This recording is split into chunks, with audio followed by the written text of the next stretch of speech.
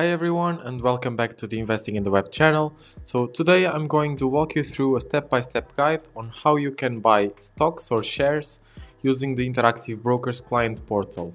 In this example, I'll be buying shares of Reddit. So first you need to log in to your Interactive Brokers account. So you just click login, then portal login, and then you need to input your login details. So now I'm inside my Interactive Brokers account. As you can see, if you haven't created an account yet, you can check our link in the description below to visit Interactive Brokers and open an account. And next, we need to use the search bar and look up to the stock that you want to buy.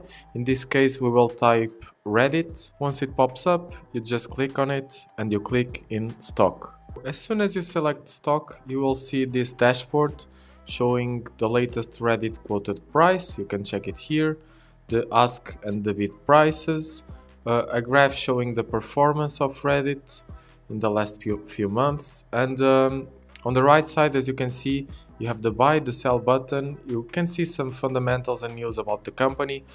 As you can see, I have a small position in Reddit already.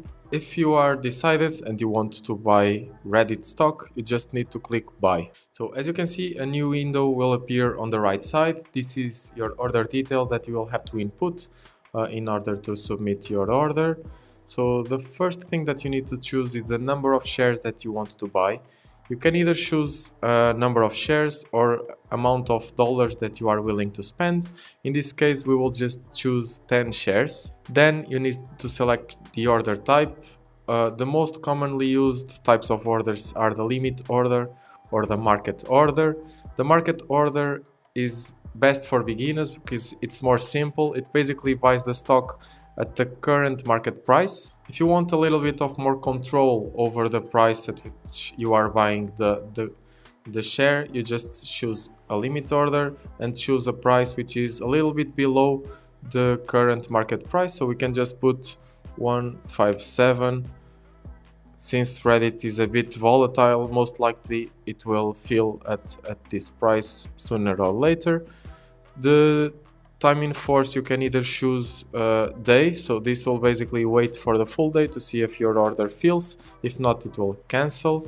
Otherwise, you can just choose good until cancelled, so this one also works.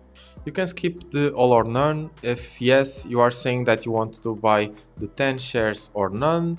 If you choose no, you may buy only 2 shares, for example. And finally, you can skip the profit taking and the stop loss.